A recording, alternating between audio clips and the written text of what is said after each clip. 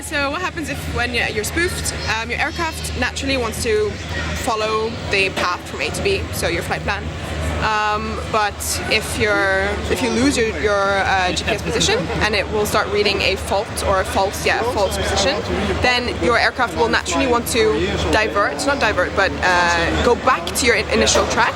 So let's say you are initially on one track, but then if you're spoofed and it says that you're 10 nautical miles to the left, then your aircraft will want to fly to the right to get back onto your initial track.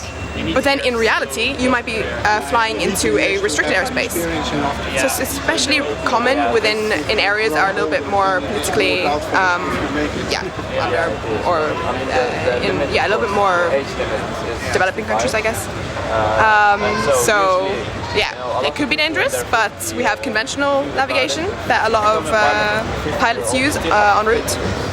And then also, of course, we have mobile phones, we have iPads, so multiple systems that connect to different GPS satellites, and then you get accurate reading in that sense. Well, we don't have to worry. We don't have to worry. The pilots know they're knowledgeable and skilled. Of course.